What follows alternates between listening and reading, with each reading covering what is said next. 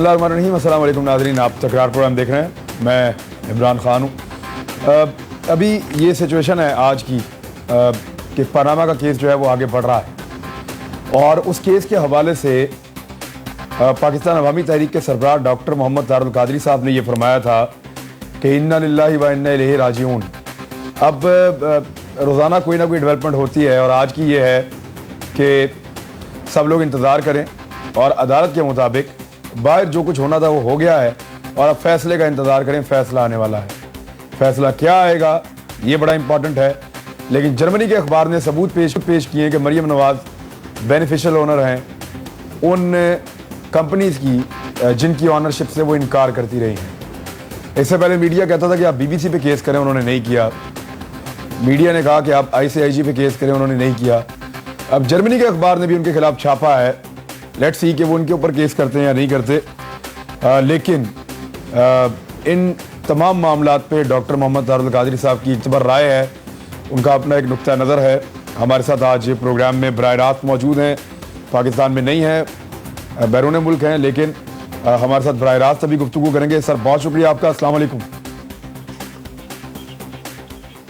वालेकुम अस्सलाम व रहमतुल्लाहि व बरकातहू। डॉक्टर साहब, मैं स्ट्रेट अवे पनामा केस की तरफ आ रहा हूं कि क्या सुप्रीम कोर्ट में जो केस चल रहा है, इस केस का फैसला वकला के दलाइल और जो चीजें पेश की गई हैं उनकी बुनियाद पे आ सकता है बगैर तहकीकात को आगे बढ़ाए?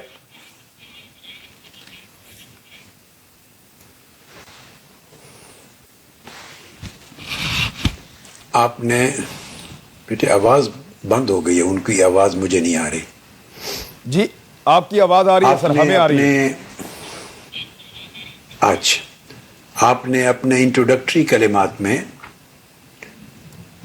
मेरे एक तबसरे का जिक्र खुद कर दिया है और मुझे याद है कि मैं उस वक्त मराकश अपने दौरे पर था जब इस केस की समाअत का आगाज हुआ और मैंने इस पर इन्ना लिल्लाहि व इन्ना इलैहि राजिऊन पढ़ा था, जिसको कई मरतबा मुख्तलिफ एंकर्स ने, एंकर पर्सनस ने और तज्जिया निगारों ने और टीवी के प्रोग्रामों में उस तबसरे को डिस्कस किया गया दर्जनों बार। आज आपने वो जुमला रिपीट किया है, मैं अपने उसी तबसरे को फिर दोहरा रहा हूं। मैंने आपको बता दिया था कि इस केस का जनाजा हो चुका हुआ है और कफन भी हो गया है, तो अब नमाज पढ़नी है, जनाजे की दफन करना है। बकाया जो कुछ होता है, आपने एक जुमला या एक लफ्ज सुना होगा पंजाबी जुबान में, कहा करते हैं, एक लफ्ज बोलते हैं धोबी पटका। ये जो देसी कबड्डी होती थी और देसी कुश्ती होती थी जो अब नहीं रही, तो उसके अंदर एक दाव होता था, धोबी पटका कहते थे। पुराने जमाने में धोबी जब कपड़े धोते थे ना तो इकट्ठा करके अचानक मारते थे ठक करके, तो उसकी वजह से ये धोबी पटका बना होगा कि उठा के ऐसा गिराते हैं कि फरीक सानी को समझ ही नहीं रहती क्या बन गया मेरे साथ। तो धोबी पटका होगा और सारे लोग दंग रह जाएंगे, उंगलियां उनके दांतों में होगी कि ये हो क्या गया। तो उसके लिए हर सूरत एक लड़ाई जब होती है तो उसके अंदर दाव पेच, खेल, बयानात होते रहते हैं। सारे ये बयानात हैं आपस में फरीकैन के और सब के चलते रहते हैं। कार्रवाई होती है ताकि लोग इसको संजीदा समझें और लोग इसको सीरियसली लें और बड़े इहतिमाम से गौर करें और एक एक जुमले को सुने, फिर उस पर तबसरा करें, उसमें से मुख्तलिफ क़ियास आराइयाँ निकलें, असेसमेंट्स करें। ये लोगों को एंगेज करने के लिए और माहौल को और कहानी सीरियस दिखाने के लिए ये सब जरूरी होता है। एंड उसका वही है इन्ना लिल्लाहि व इन्ना इलैहि राजिऊन, वो सेटल्ड है सर। वो बिल्कुल तैयार शुदा एक फैसला है, एक स्क्रिप्ट है, वो सिर्फ अनाउंस होना है सर। उनको सफाई देनी है और हमेशा हमेशा के लिए करप्शन को, पाकिस्तान में करप्शन को हलाल करार देना है ताकि इसके खिलाफ कोई आवाज ना उठाई जा सके। सर जाएगा किस तरफ सर? यानी थोड़ा सा इसको ऐसे भी क्लियर कर दें कि क्या ये कमीशन बनने की तरफ चला जाएगा या वापस पार्लियामेंट को चला जाएगा या अदालत के फैसले से बरी हो जाएंगे, कैसे होगा?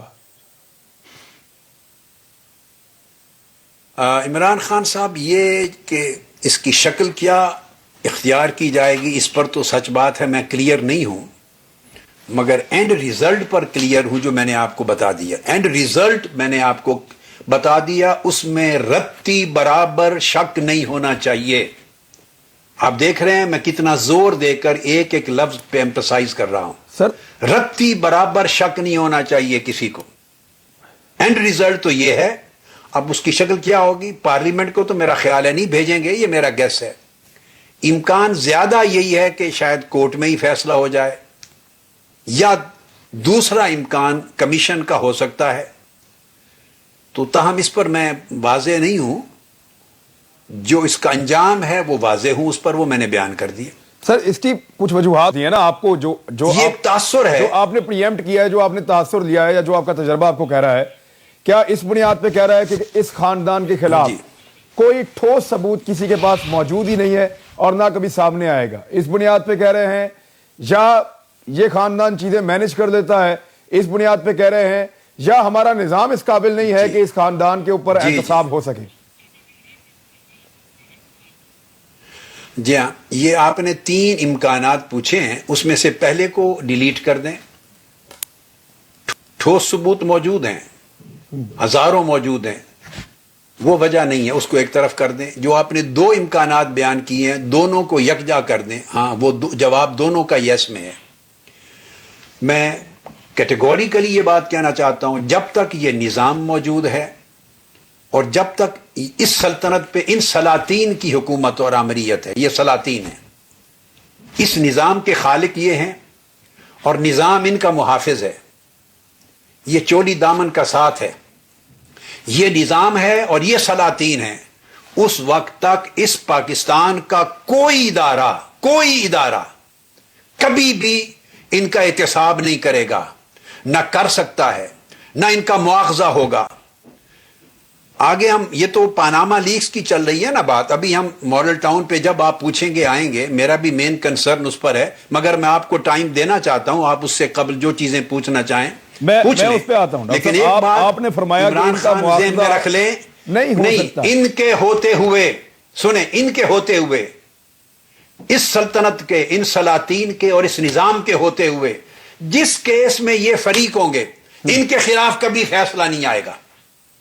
جس کیس میں ان کا انٹرسٹ انوالو ہوگا ان کا کبھی مواخذہ نہیں ہوگا. جس کیس میں انہوں نے ڈاکہ زنی کی ہوگی، چوری کی ہوگی، قتل و غارت گری کی ہوگی، لوٹ مار کی ہوگی، اور ان کو سزا کا جس کیس میں خطرہ ہوگا انہیں کبھی سزا نہیں دی جائے گی. اس لیے کہ یہ نظام ان کا تخلیق کردہ ہے، ان کا پروردہ ہے، یہ اس نظام کے خالق ہیں، نظام ان کا خالق ہے، ان کا پروردگار ہے. یہ نظام، یہ گٹھ جوڑ ہے اس کا. ادارے ان کے اپنے تخلیق کیے ہوئے ہیں، لوگ ان کے ہیں، سسٹم ان کا ہے، قوانین ان کے ہیں، ادارے ان کے ہیں، اسمبلیاں ان کی ہیں، پارلیمنٹ ان کے ہیں، لیجسلیشن ان کی ہے، اکثریت ان کی ہے، ملازمین بٹھاتے یہ ہیں، برطرف یہ کرتے ہیں، ترقی یہ دیتے ہیں، گرفت یہ کرتے ہیں. سارا نظام ان کی لونڈی ہے، اس ملک کا سارا نظام. اور ادارے لونڈیوں کی طرح ان کے نیچے ہیں، پابند ہیں، پابند سلاسل ہیں. نظام ان کا قیدی ہے ان کا. تو قیدی کی کیا مجال بتائیے کہ وہ سپرنٹینڈنٹ پولیس تو چھوٹا افسر ہوتا ہے، یا کسی اور کسی کے خلاف قیدی کی کیا مجال، جس کو بیڑیاں پہنی ہوئی ہیں سر سے پاؤں تک، وہ کوئی آزادانہ فیصلہ کر کے کر سکے؟ یہ نظام ان کا قیدی ہے. آپ نظام کی بات کر رہے ہیں، ٹھیک ہے. یہ 80 سال کے بوڑھے کو چاہے گورنر بٹھا دیں اور اسپتال سے اس کو قبرستان روانہ کر دیں، ہے کوئی پوچھنے والا؟ بات کر رہے ہیں ڈاکٹر کوئی اخلاق، کوئی انسانیت، کوئی شرافت، کوئی جمہوریت، کوئی میرٹس اس کی اجازت دیتے ہیں؟ آپ نے دیکھا نہیں کس طرح کے پیمانے کے بندے کو صدر لگا دیتے ہیں. یہ حشر کیا کرتے ہیں. ابھی آپ دیکھیے ایک بات، یہ امپورٹنٹ چیز آپ کو میں آپ کے سوال کے ریفرنس میں، یہ جو ثانیہ کوئٹہ ہوا تھا، سامنے اس کی رپورٹ آئی ہے، 73 جانیں گئیں. 73 وہ قانون دان تھے، وکلا تھے. 73 جانیں گئی ہیں ثانیہ کوئٹہ پر. جسٹس قاضی عیسیٰ کمیشن کی رپورٹ آئی ہے. ان سلاطین نے، حکمرانوں نے اس رپورٹ کو بھی دبانے کی کوشش کی، جیسے ثانیہ ماڈل ٹاؤن کی رپورٹ کو دبانے میں کامیاب ہو گئے. اس کو دبانے کی کوشش کی.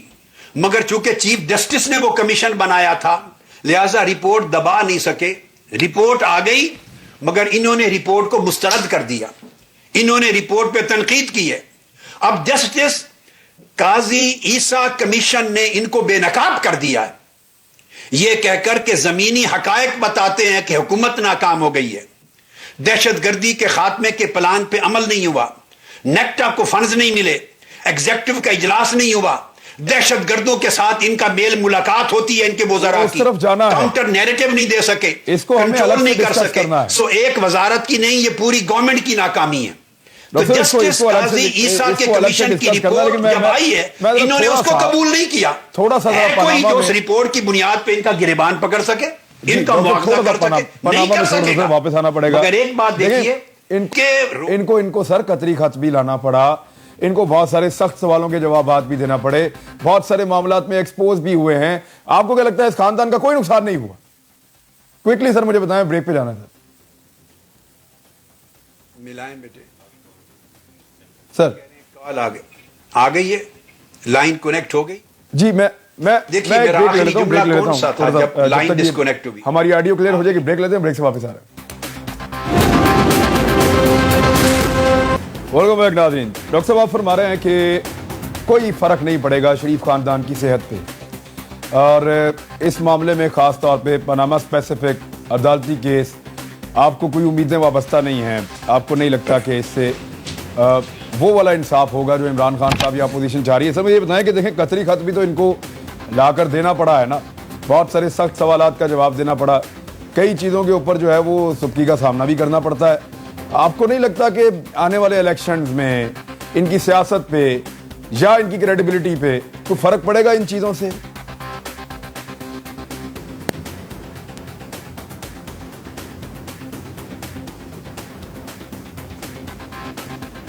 जी डॉक्टर साहब मेरी आवाज आ रही है सर आपको?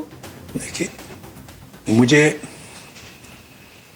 इमरान खान, मुझे आपकी आवाज नहीं आई, आपके सवाल का इब्तदाई हिस्सा तो मैंने सुना था। जी मैं ये फरमा रहा हूँ कि बहुत सारी चीजें इन्हें फेस करनी पड़ी हैं, कर सकता हूँ। कतरी खत लाकर देना पड़ा जिसका बड़ा पाकिस्तान में मजाक हुआ है, और बहुत सारी चीजें, तो वो क्या इनको कोई नुकसान नहीं हुआ इससे? ये मैंने सुन लिया जी, नहीं इन्हें कोई नुकसान नहीं हुआ, ना होगा। ये उस हालत से गुजर गए। एक सिचुएशन होती है, इमरान खान उसको कहते हैं ढिठाई, यानी आप जब ढीठ हो जाते तो जब तक आप ढीठ नहीं होते तो एक गाली भी आपको नुकसान देती है और परेशान करती है। एक वक्त था, एक कालम अगर पाकिस्तान के अखबार में जंग में या नवाए वक्त में, पुराने वक्त के अखबार थे, लिखा जाता था तो हुकूमत के अंदर एक जलजला बपा होता था, वो उनको कंसर्न पैदा होता था, वो उसका नोटिस लेते थे और उसके मुताबिक अपने मुतल्लिका डिपार्टमेंट जिन पर तनकीद हुई होती थी उसमें कोई इस्लाह का सोचते थे। एक कॉलम रिजल्ट पैदा करता था, असर लाता था। अब आप 50 के 50 अखबारात रोजाना भरे हुए हो, 50 टीवी चैनल हर रोज बोल रहे हो, ये हंसते हैं, इन्हें परवाह ही नहीं है। सारी कौम गालियां दे रही हो, इन्हें परवाह ही नहीं। पूरी कौम एहतजाज कर रही हो, परवाह नहीं। रिमार्क्स हो रहे हो, परवाह नहीं। सर जाना तो कौम के पास ही है या छतरी के खत आए, कोई परवाह नहीं। वापस तो कौम के पास जाना है। नहीं, वो इनको कौम इनकी गुलामी, इन्होंने कौम, जी हाँ जी, वो उनको पता, वो भी गुलाम है इनके पास। वो बनी इसराइल की कौम बना दी है इन्होंने। कौम के पास नहीं जाना, वो इन्होंने इलेक्शन कमीशन के पास जाना है। इलेक्शन कमीशन ने पूरे इंतजाम कर रखे हैं, वो इनके मुलाजिमीन है। ये बात समझने वाली है, वो इनके मुलाजिमीन है। इनके घर से बैठ के लिस्टें तैयार होती हैं, इनके घर से बैठकर रायवेंट से तमाम इलेक्शन जहां करवाने वाले जो ऑफिसर्स हैं उनकी तयनाती होती है। लोकल MNA और MPS के साथ उनकी वो भेजते हैं मुतालबात, मेरे हल्के में ये लोग इलेक्शन अफसर लगे, ये लोग उसके असिस्टेंट लगे, ये छोटे मुलाजिमीन कारिंदे लगे, वो सब इनके मुलाजिम हैं। पुलिस इनकी मुलाजिम है। ये वो पुलिस है जिन्होंने 100 अफराद को दिन दिहाड़े गोलियां मारी हैं और उन्हें पूछने वाला कोई नहीं, इनको तहफ़्फ़ुज़ दे रखा है। पुलिस इनकी मुलाजिम है। फिर उसके बाद तहसीलदार इनके काम पे लगे होते हैं, LDAs और छोटे महकमे लगे हुए होते हैं, टीचर लगे हुए होते हैं, स्टेट की सारी एजेंसियां लगी होती हैं। इलेक्शन कमीशन खरीदा हुआ, बिका हुआ, बेज़मीर लोगों का है, इनके नौकर है, इनके मुलाजिम है। इन्होंने इलेक्शन अनाउंस करना है और फिर इलेक्ट होके आ जाना है। और फिर नीचे आप देखिए, गली गली में एक छोटे दर्जे का बदमाश है। ये एक सिस्टम है। محلے کوچے کا ایک بدماش ہے، وہ نون لیگ کا عہدیدار ہوتا ہے، اب وہ یو سی کے عہدیدار بن گئے ہیں، ان کو فنڈ دینے ہیں، پولیٹیکل پارٹی انہوں نے تو ہے نا۔ گلیوں کی اینٹیں رکوا دینی ہے جو لوگ ان کو ووٹ نہیں دیں گے۔ یا وہ پولیٹیکل پارٹیاں باقی دنیا میں بھی ہیں، اس طرح نہیں ہوتی کہ وہ لوگوں کی گلیوں کی نالیاں رکوا دیں، ان کی سڑکیں رکوا دیں، ان کے بجلی کے کنیکشن رکوا دیں، ٹیلی فون کنیکشن رکوا دیں، پھر تھانے کو کہہ کے چوری کروا دیں ان کے گھروں پر، ان کے بچے بچیاں اغوا کروا دیں۔ یہ پولیٹیکل پارٹی ہے۔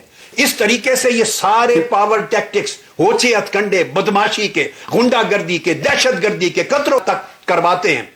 لوگ سمجھوتا کر چکے ہیں، لوگ خوف زدہ ہو گئے ہیں، کئی بے حس ہو گئے ہیں، بے ضمیر ہو گئے ہیں، کئی لوگ چھوٹے چھوٹے مفادات کے لیے کمپرومائز کر چکے ہیں۔ ان کے بچوں کی نوکریاں ہیں، ان کے ٹیلی فون کے کنیکشن کٹوا دیں گے، ان کے بجلی کا کنیکشن کٹوا دیں گے، بجلی کے دفتر کو کہہ کر۔ یہ ہوچے کٹیا چھوٹے ہتھ کنڈے ہیں، لوگ سروائیو نہیں کر سکتے اس سوسائٹی میں، آپ کے پاس لہذا ان کا کنٹرول ہے۔ آپ کے پاس بہت سارا ریکارڈ ہے، بہت ساری یادداشت، بہت سارا نالج ہے، اور آپ نے کئی دفعہ کہا کہ جو چیزیں سامنے آ گئی ہیں میں صرف ان پہ بات کروں گا۔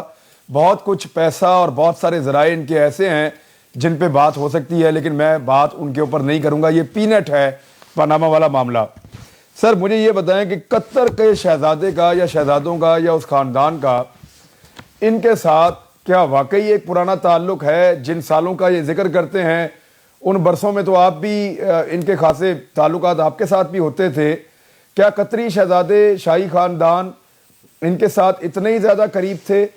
کیونکہ مشرف دور میں بھی سنا ہے کہ وہ آئے تھے ان کو ملنے کے لیے اور ان کے معاملات دیکھنے کے لیے۔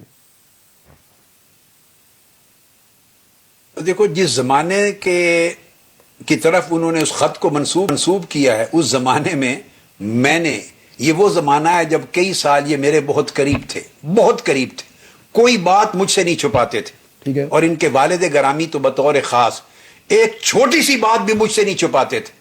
میں اس کی تفصیل میں نہیں جانا چاہتا، یہ جملہ بڑا وزنی ہے۔ ایک معمولی بات بھی نہیں چھپاتے تھے مجھ سے۔ مثال کے طور پر، اور دونوں بھائیوں کو علم ہے، 100% علم ہے۔ اس زمانے کا خط ہے، نہیں میں اس سے آگے نہیں کہنا، یہ بندے کو سمجھ آ جانا چاہیے کہ معمولی بات بھی نہیں چھپاتے تھے۔ اس زمانے میں نے قطر اور قطری شہزادے کا کبھی نام نہیں سنا تھا 8-9 سال کے پورے عرصے میں، ان کے والد گرامی سے یا ان سے اس کا کوئی وجود نہیں تھا۔ صرف دبئی میں مل لگانے کا علم ضرور تھا، وہ لگائی تھی۔ اصل بات یہ ہے کہ اگر دنیا کا کوئی اور ملک ہوتا، جمہوری ملک ہوتا، پارلیمنٹ ہوتی، ادارے آزاد ہوتے، تو پرائم منسٹر نے جو سٹیٹمنٹ اسمبلی کے فلور پہ دے دیا تھا وہ ان کے ڈسکوالیفائی ہونے اور برطرف ہونے اور ان کے خلاف محاسبہ کرنے کے لیے مور دین انف تھا۔ انہوں نے ایک ٹریک بتا دیا تھا، پورا ٹریل دے دیا تھا۔ دبئی کی فیکٹری، اس کا بیچنا، اس کے بیچنے کے 18-19 سال کے بعد جدہ میں ایک فیکٹری کا وجود میں آنا، اور اس کے بیچنے کے بعد پھر لندن کے فلیٹس کا اقرار کرنا، جبکہ لندن کے فلیٹس اس زمانے سے بھی 12-14 سال پہلے وجود میں آ چکے ہوئے تھے۔ یہ ٹریل دے چکے ہیں اور یہ کہہ چکے ہیں کہ سارا ریکارڈ حاضر ہے۔ یہ سپیچ مور دین انف تھی، جس کو وہ کہتے ہیں کہ پولیٹیکل سپیچ ہے، یہ استثناء ہے، جھوٹ بولا ہے، سیاسی تقریر کی ہے۔ اسی پر تو گرفت ہونی چاہیے تھی۔ اگر دنیا کا کوئی اور ملک ہوتا، پارلیمنٹ میں گرفت کر لیتے، وہی اس کو پکڑ لیتے، ڈسکوالیفائی کرتا اسپیکر، ادارے گرفت کر لیتے۔ قطری خط کا آنا بذات خود اس بات کا ثبوت ہے کہ ان کے پاس لافل ٹریل نہیں ہے پیسہ ملک سے باہر بھیجنے کی۔ یہ غیر قانونی ذرائع کریٹ کر رہے ہیں۔ انہوں نے چوری کی ہے، منی لانڈرنگ کی ہے، کرپشن کی ہے، اور کرپشن کے پیسے سے جائیدادیں بنائی ہیں۔ قطری شہزادے کا خط لانا خود دلیل ہے، بڑی وزنی دلیل ہے ثابت کرنے کے لیے کہ کرپشن ہوئی ہے، اور ان کے پاس کوئی جائز ثبوت نہیں ہے ٹریل ثابت کرنے کا۔ اچھا ڈاکٹر صاحب، میرے نزدیک تو کیس اس سے آگے چلنے کا جواز ہی نہیں ہے۔ ٹھیک ہے ڈاکٹر صاحب، مجھے بتائیں نا کہ اب آپ جو پکچر پیش کر رہے ہیں اس پکچر کے مطابق یہ انتہائی مضبوط ہیں، ٹیکنیکلی بڑے مضبوط ہیں، نظام جو ہے وہ ان کو سپورٹ کر رہا ہے اور ساری چیزیں فیور میں ہیں میاں صاحب کے اور ان کی حکومت کے۔ اب وہ برے ہیں اچھے، یہ فیصلہ تو عوام پہ چھوڑیں، لیکن ساری چیزیں ان کی فیور میں ہیں، تو سر پھر آپ لوگ کیا کریں گے؟ اپوزیشن کے پاس پھر کیا راستہ ہے؟ دیکھیں، اب اس طرف آتا ہوں۔ دیکھیے میں بتاؤں، یہ تو جو کچھ یہاں اسلام آباد میں ہو رہا ہے اس پر گفتگو آپ نے بہت کر لی۔ ایک چیز میں آپ کو بتاؤں، یہ جتنے بڑے فرعون بن جائیں، जितने बड़े कारून बन जाएं, जितने बड़े ताकतवर जाबिर कातिल आमिर बन जाएं, याद रख लें कि यह कायनात की सबसे बड़ी ताकत नहीं, इनसे ऊपर भी एक ताकत है, उसका नाम है अल्लाह ताला। अल्लाह रब्बुल इज्जत से बड़ा कोई नहीं है। फिरौन बड़ा ताकतवर था, अना रब्बुकुमुल आला कहता था, मगर वक्त आया, साल लगे, मगर वो डूबा, गर्क हुआ। कारून बड़ा मालदार था, उसने दौलत बड़ी लूटी थी, कितने बड़े कारून होंगे ये, मगर एक वक्त आया, जमीन फटी और उसको निगल गई, वो डूबा। करबला में इमाम हुसैन अलैहिस्सलाम और पूरे खानवादा रसूल को शहीद कर दिया गया था। उनके मुबारक सरों को नेज़े की नोक पर उठाकर दिमश्क ले गया गया। यजीद का तख्त इतना मजबूत और ताकतवर था, हर चीज बिल्कुल दब गई थी, खानवादा रसूल को काट के रख दिया था उसने। मगर एक वक्त आया, 1.25 लाख लोगों का बदला देना पड़ा। वक्त लगा, मगर जब इंतकाम का वक्त आता है तो आसमानी ताकत जब अल्लाह की तरफ से उतरती है गिरफ्त के लिए, मुहासबे के लिए, फिर ये सारे हीले बहाने, जराए, ताकतें, वसाइल जो भी हैं, धरे के धरे रह जाते हैं। इनके जिम्मे 14 शहीदों का खून है इमरान खान। 90 लोगों को दिन दिहाड़े गोलियां मारी हैं। ठीक है, इन्होंने जस्टिस बाकर नकवी कमीशन की रिपोर्ट को दबा लिया। मैं सुप्रीम कोर्ट से पूछता हूं, जस्टिस काजी ईसा कमीशन की रिपोर्ट को क्यों दबाने नहीं दिया? वहां सुप्रीम कोर्ट इन्वॉल्व हो गई, हुकूमत उसको दबाना चाहती थी, मगर सुप्रीम कोर्ट ने उस कमीशन की रिपोर्ट को इशाअत कर दी। कौन को बता दिया? वो अमल सुप्रीम कोर्ट ने मॉडल टाउन के मसले पर क्यों नहीं किया? दिन दिहाड़े लोगों को मारा, वहां तो कातिल मालूम नहीं थे, कातिलों को तलाश करना था। यहां तो कातिल सामने खड़े हैं और हम हाई कोर्ट में एक अपील खारिज करवा चुके हैं। एक की तारीख है, बाकर नकवी कमीशन की रिपोर्ट यहां शाये क्यों नहीं होती? सुप्रीम कोर्ट ने यहां मुदाखलत क्यों नहीं की? आगे चलिए। ठीक है डॉक्टर साहब, मुझे सर आगे बढ़ते हैं, लेकिन मैं एक ब्रेक मुझे शामिल करनी पड़ेगी प्रोग्राम में। अनफॉर्चुनेटली टाइम जरा थोड़ा कम होता है, बातचीत लंबी, एक ब्रेक लेते हैं, वापस आते हैं, फिर यहीं से शुरू करते हैं। वेलकम बैक नाज़रीन। डॉक्टर साहब, आपने एग्जांपल्स दे के साबित कर रहे थे आप तारीख के हवाले से, लेकिन आपकी तारीख कैसे होगी इन हालात में मौजूदा हुक्मरानों के खिलाफ? शेख रशीद साहब कह रहे हैं कि हमारा धरना 2017 में ही होगा, और वो क्लेम कर रहे थे कि डॉक्टर साहब हमारे साथ होंगे।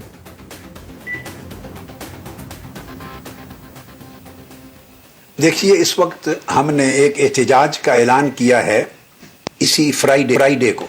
ठीक, ये जो जुमा आ रहा है, इस जुमा को एक लाहौर में पुरअमन एहतजाज होगा। इस्तिगासा का केस एटीसी में, एंटी टेररिज्म कोर्ट में चल रहा है। 56 चश्मदीद गवाहान अपनी गवाही कलम बंद करवा चुके हैं। 56 अहम ऑडियो वीडियोज बतौर सबूत पेश कर दिए गए हैं। अब हमारा मुतालबा है कि इस पूरे कत्लेआम के पीछे जो मास्टर माइंड है, जिन्होंने उनको हुक्म दिया है, जिन्होंने उन सारे मुजरिमों को तहफ़्फ़ुज़ दिया है, और जिनके कहने पर इतना बड़ा कत्लेआम हुआ है जो पुलिस अज खुद कभी नहीं कर सकती, उनको कटहरे में लाया जाए और किसास दिलवाया जाए। अब इमरान खान, सूरत यह है, आप देखिए कि यह एक सानिया है मॉडल टाउन का। इसमें बराह रास्त उस कत्ले आम की सरबराही करते हुए डीआईजी, हर शख्स टीवी फुटेज पे देख सकता है, पूरी दुनिया ने देखा, डीआईजी खुद मौजूद है। उसमें 7 एसपी मौजूद हैं, 7 एसपी, हर शख्स टीवी फुटेज पे आप लोगों के पास भी देख सकता है। अप्रिशिएट कर रहे हैं लोगों को, बिल्कुल ठीक है। मौजूद हैं, हर शख्स उनको पहचान सकता है। और सैकड़ों की तादाद में 700 से 800 तक वो पुलिस कमांडोज हैं जो गोलियां चलाने वाले कारिंदे हैं। मगर डीआईजी मुल्क से बाहर भेज दिया गया है, राना अब्दुल जब्बार, तहफ़्फ़ुज़ दिया जा रहा है। एक एसपी चीमा साहब मुल्क से बाहर भेज दिए गए हैं। एसपी अब्दुल रहीम शिराजी, जो मेरे घर के सामने खवातीन के गिरबान पकड़ते हुए नजर आते हैं, मुल्क से बाहर इंग्लैंड में भेज दिए गए हैं। एसपी सलमान मुल्क से बाहर भेज दिए गए हैं।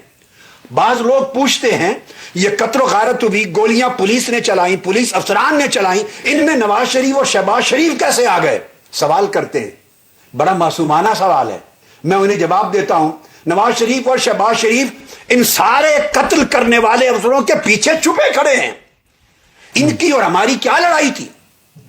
ڈی آئی جی کی میری کیا لڑائی، ایس ایس پی کی میرے ساتھ کیا لڑائی، ایس ایچ اوز کی کیا لڑائی تھی؟ وہ تو ہمارے گزرتے ہوئے سڑکوں پر سیلوٹ کرتے تھے، ہاتھ چومتے تھے، دعائیں کرواتے تھے، عمر بھر ان کی ہمارے ساتھ کیا لڑائی ہے؟ وہ جو میرے گھر دعویٰ بولتے ہیں اور منہاج القرآن پہ دعویٰ بولتے ہیں، کس لڑائی پر آئے ہیں؟ ان سے تو جنگ ہی کوئی نہیں ہے۔ اور وہ جو قتل عام کر رہے ہیں، وہ اگر ان کو حکم نہ ہو تو از خود پولیس 12 گھنٹے قتل عام کیسے کر سکتی ہے؟ کیا پاکستان کی تاریخ میں کوئی اور واقعہ ایسا ہوا ہے؟ لوگ چوک چوراہے پہ قتل ہوتے ہیں، رات کے اندھیرے میں قتل ہوتے ہیں، پولیس مقابلہ میں نامعلوم قتل ہوتے ہیں، ہوتا رہتا ہے، مگر 12 گھنٹے دن کی روشنی میں اس طرح مقابلہ ہو اور ایک گولی بھی ماڈل ٹاؤن کی طرف سے نہ چلے، ایک گولی بھی نہ چلے، میں دوہرا رہا ہوں، ایک گولی بھی نہ چلے۔ اگر ایک گولی چلی ہوتی تو یہ قیامت برپا کر دیتے۔ ہر روز ٹی وی چینل پہ ہماری چلی ہوئی ایک گولی دکھاتے، ثابت کرنے کے لیے کہ پولیس مقابلہ تھا۔ اللہ کا شکر ہے، اس کا احسان ہے جس نے اس وقت ہمارے لوگوں کو شعور دیا کہ گن مینوں کو اندر بند کر دیا اور ان سے گلی تھی تاکہ ایک گولی بھی نہ چلے، شہید ہو جائیں مگر جوابی گولی نہ چلے۔ اب یک طرفہ گولیاں 12 گھنٹوں میں سے آخری 10 گھنٹے میں لاشیں گرتی ہیں۔ کس کے حکم سے آئے؟ کیا پولیس از خود اتنا بڑا جرم کر سکتی؟ یہ کہتے ہیں بیریئر ہٹانے آئے تھے۔ نہیں تو وہ افسران اگر پیش نہیں ہوتے ڈاکٹر صاحب تو مقدمہ تو پورا نہیں ہوتا، آپ کا کیس تو آگے نہیں چل سکتا۔ یہ جو افسران باہر چلے گئے ہیں ان کی غیر موجودگی میں کیسے مقدمہ آگے بڑھ سکتا ہے؟ یا میں وہی بتا رہا ہوں، ہمارا مطالبہ ہے ساروں کی طلبی کر کے کچہرے میں لایا جائے۔ اس کا مطلب ہے ظاہری دکھانے کا انصاف بھی نہیں ہوگا، حقیقی انصاف تو دور کی بات ہے۔ میں یہ کہتا ہوں اگر پولیس بیریئر ہٹانے آئی تھی تو عمران خان منہاج القرآن کے اندر کیوں گھسی؟ وہاں تو بیریئر نہیں تھے۔ گوشہ درود پہ گولیاں کیوں لگائیں؟ وہاں تو بیریئر نہیں تھے۔ اگر بیریئر ہٹانے آئی تھی تو رہائش گاہ پہ کیوں گھسنا چاہتے تھے؟ ہمارے گھر کے سامنے والے گھر کی چھت کو مورچہ کیوں بنا رکھا تھا؟ ڈاکٹر صاحب یہ تو اسٹیبلش ہو گیا نا، یہ تو اسٹیبلش ہو گیا، یہ تو گھر کی چھت سے اس کے اوپر تو بے شمار پروگرام بھی ہوئے ہیں، ہم فوٹیج بھی دکھاتے رہے ہیں۔ روم پہ گولیاں چلائیں۔ اب تیسرا سال ہونے کو آیا ڈاکٹر صاحب، مجھے یہ بتائیں سر کہ آپ نے قصاص بھی لینا ہے۔ میں شیخ صاحب کو دھرنے والی بات پوچھ رہا تھا۔ عمران خان سر پلیز عمران خان، یہ میں اس چیز کو مکمل کرنا چاہوں گا، آپ اجازت دیں، امپورٹنٹ چیز ہے جی، میں کمپلیٹ کرنا چاہتا ہوں پلیز۔ اچھا، میں یہ عرض کر رہا تھا کہ اگر کیس ہے بیریئر ہٹانے کا تو سامنے کے گھر کی چھت پہ مورچہ بنا کے اوپر کی چھت پہ میرے بیڈ روم پہ گولیاں چلا رہے ہیں، میرے بیڈ روم کو گولیاں لگی، وہاں کون سے بیریئر تھے؟ اور جہاں بیریئر تھے وہاں ایک کارکن شہید نہیں ہوا۔ یہ پولیس کی رپورٹ ہے۔ شہید سارے میرے گھر کے سامنے ہوئے ہیں، بیریئر پر تو شہید کوئی نہیں ہوا۔ منہاج القرآن کی دوسری گلی میں ایک مارکیٹ ہے، وہاں گولیاں لگی، وہاں بھی لوگ شہید ہوئے، وہاں کون سے بیریئر تھے؟ مسئلہ بیریئر کا نہیں تھا، ایجنڈا کوئی اور تھا۔ لہذا تنزیلہ امجد اور شازیہ مرتضیٰ جو میرے گھر کے دروازے پر کھڑی شہید ہوئی ہیں، وہاں کون سا بیریئر تھا؟ دروازے پر جو عورتیں شہید کی ہیں وہ کون سا بیریئر تھا؟ یہ سارے حقائق ثابت کرتے ہیں کہ مسئلہ بیریئر ہٹانے کا نہیں تھا، مسئلہ کوئی اور ایجنڈا تھا۔ وہ ایجنڈا کس نے دیا؟ وہ ایجنڈا نواز شریف صاحب اور شہباز شریف صاحب کے سوا کون دے سکتا ہے؟ ڈاکٹر صاحب کیا چل رہا تھا؟ آپ ایک پولیٹیکل موومنٹ چلا رہے تھے، حکومت اس سے خائف تھی، وہ سب کو پتا ہے کہ وہ کیا ہو رہا تھا، کس طرح ہو رہا تھا۔ دیکھیں چیزیں بڑی کلیئر ہیں، لیکن اب آپ کلیئر کریں کہ کیا آپ دھرنا دیں گے 2017 میں شیخ رشید کے ساتھ مل کے، اور آپ نے کہا تھا کہ قصاص جو ہے وہ لے کر رہیں گے، تو دوسرا اور تیسرا راؤنڈ پڑا ہے، وہ کیا ہے؟ میں یہ آپ کو بتاؤں گا، میری بات سنیں، دوسرا راؤنڈ بھی پڑا ہے اور تیسرا راؤنڈ بھی پڑا ہے۔ قصاص انشاءاللہ لے کر رہیں گے، انہیں معاف نہیں ہونے لگا، قصاص انہیں معاف نہیں ہوگا۔ قصاص میں زندگی ہے، مرتے دم تک یہ جنگ لڑیں گے، اور انشاءاللہ تعالی اگر موت بھی آ گئی میری جب بھی، تو میں اللہ کے حضور سرخ روح ہوگا، یہ کہوں گا کہ مولا میں قاتلوں اور ظالموں اور فرعونوں اور قارونوں کے سامنے سرنڈر کر کے نہیں آیا، ان سے سمجھوتا کر کے نہیں آیا، میرے ایک کارکن نے سمجھوتا نہیں کیا، ہم نے ظلم اور جبر اور ہم نے قانونیت کے خلاف جنگ لڑی ہے اور انصاف اور قصاص کی جنگ لڑتے لڑتے تیری بارگاہ میں پہنچے ہیں. یہ بھی فتح ہوگی کہ ہم ظالم کے سامنے جھکیں گے نہیں, بددیانت بے ایمان قارون اور قاتل کے سامنے جھکیں گے نہیں. یہ بھی جنگ ہے. یہ تو ایک چیز ہے. اور قصاص سیکنڈ راؤنڈ بھی ہے, تھرڈ راؤنڈ بھی ہے. ہم ابھی دیکھنا چاہتے ہیں کہ جو ماسٹر مائنڈ ہے انہیں طلب کیا جاتا ہے کہ نہیں. یہ طلبی کے مرحلے پر ہے. اگلے ہفتے جج صاحب طلبی کر رہے ہیں. ہم دیکھنا چاہتے ہیں کہ اصل قتل کروانے والے طلب ہوتے ہیں یا نہیں ہوتے. ٹھیک ہے ڈاکٹر صاحب, مجھے بریک پروگرام میں شامل کر دیتے ہیں. میں بریک لے کے واپس آتا ہوں. یہ آپ کا سانحہ ماڈل ٹاؤن والا معاملہ بڑا امپورٹنٹ ہے. آپ نے ابھی تک یہ جواب مجھے نہیں دیا کہ کیا اس سال ہونے والی کسی تحریک کا آپ حصہ بنیں گے اور دھرنا دیں گے باقی پولیٹیکل پارٹیز کے ساتھ مل کر یا نہیں. میں ایک بریک لے کے واپس آتا ہوں. کوشش کریں گے اس پہ بات کرنے. اور ایک اور ایشو ہے ہمارے ساتھ. ویلکم بیک ناظرین. ڈاکٹر صاحب یہ مجھے تھوڑا سا واپس میں آپ کو پھر وہیں لے کر جا رہا ہوں سانحہ ماڈل ٹاؤن والے معاملے پہ کہ جنرل راحیل شریف صاحب نے FIR کروائی. انہوں نے کہا جی آپ کو انصاف ملے گا. اب وہ ریٹائر ہو گئے ہیں اور آپ کے بقول آپ کو بھی انصاف نہیں ملا. آپ کو آج بھی آرمی چیف کی سیٹ سے امیدیں وابستہ ہیں یا آپ کو لگتا ہے کہ جو نظام ہے وہ اسی طرح سے پروٹیکٹ کرے گا آپ کے مخالفین کو؟ اور پھر جو اپنا شیڈول ہے آپ کا احتجاج کا, اگر آپ شیئر کرنا چاہیں تو. دیکھیے بیٹے, بات یہ ہے کہ کسی سیٹ سے کوئی امیدیں وابستہ نہیں ہیں. اس نظام سے کچھ حاصل نہیں ہو سکتا. ہم اپنی جنگ اللہ کے بھروسے پر لڑیں گے, اپنے ایمان کا فریضہ ادا کرتے ہوئے لڑیں گے. دیکھیے دو چیزیں ہیں جن کے پیش نظر یہ قانونی جنگ لڑ رہا ہوں میں. دو چیزیں. ایک میں نے بیان کر دی تاکہ اللہ کے حضور سرخ روح ہوں کہ ہم نے ظلم, قتل اور جبر کے سامنے اپنے آپ کو سرنگو نہیں کیا, سمجھوتا نہیں کیا, اور ہم انصاف اور قصاص کی جنگ مظلوموں اور شہیدوں مقتولوں کے حق میں لڑتے ہوئے مرے ہیں. ایک تو ہم آخرت کے لیے لڑ رہے ہیں, یہ ہمارا ایمانی فریضہ ہے, وہ ہم کبھی اس خون کو معاف نہیں کر سکتے. قصاص کا لینا ہمارا فرض ہے. ٹھیک. ایک دوسرا یہ کہ یہ کیس زندہ رہے, ہم آخر وقت تک لڑیں, زندہ رہے. کبھی کوئی اچھا وقت آئے گا تو یہ کیس موجود ہوگا انشاءاللہ. آج نہیں تو کل, کل نہیں تو پرسوں, کبھی نہ کبھی ان کے گلے کا پھندا بنے گا. ظالم قاتل جتنا بھی بچ کے اپنے آپ کو لے جائے فار ایور بچ نہیں سکتا. کبھی نہ کبھی انتقام کی تلوار آتی ہے اس کے اوپر. تو وہ روزانہ کی سماعت ہو رہی ہے ڈاکٹر صاحب, اس کے اندر تو انصاف ہو جائے گا تھوڑے عرصے میں. روزانہ کی سماعت ہو رہی ہے. میں نے آپ کو بتایا اس وجہ سے جنگ نہیں لڑ رہے قانونی کہ ہمیں انصاف کی امید ہے, اس وجہ سے نہیں لڑ رہے. ہم اپنا ایمانی فریضہ ادا کر رہے ہیں. ٹھیک ہے. مظلوموں کے انصاف کی جنگ لڑ رہے ہیں اللہ کے حضور سرخ روح ہونے کے لیے. ایک اور دوسرا کیس زندہ رہے, بھلے ہمارے خلاف ہوتے جائیں فیصلے.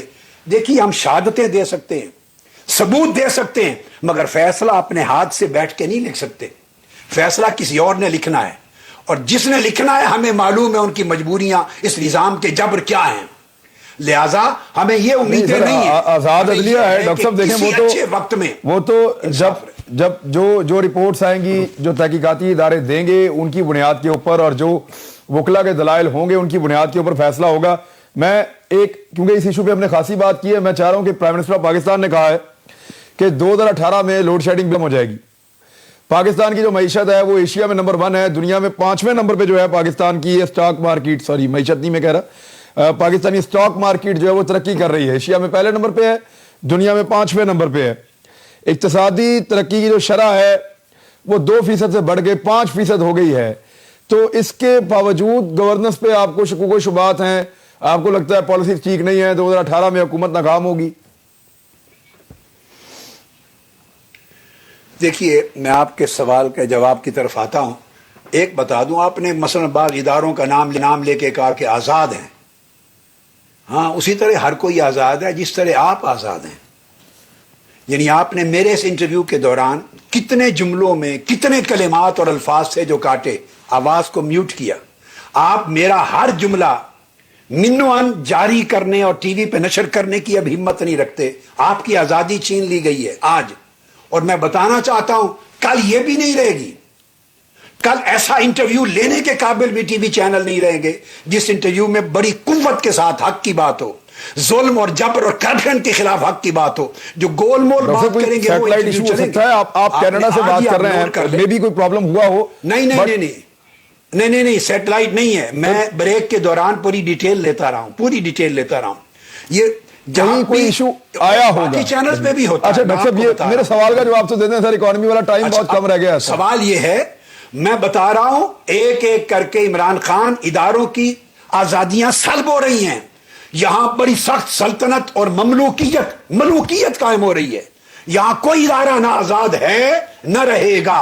یہ تو مل کے جنگ لڑنی ہوگی اگر ملک کی آزادی کو بچانا ہے, اداروں کو بچانا ہے. میں کہتا ہوں قانون اور آئین لونڈی بن گیا ہے, پارلیمنٹ لونڈی ہے, وہ آزاد نہیں ہے, کوئی ادارہ نہیں ہے. یہ سارے اداروں کو مل کر آزادی کی جنگ لڑنی ہوگی. ایک اب آپ نے بات جو معیشت کی عمران خان, ایک آدمی اگر جھوٹ بولے سامنے آپ کے کھڑے ہو کر جھوٹ بولے, آپ اس کا کچھ بھی نہیں بگاڑ سکتے.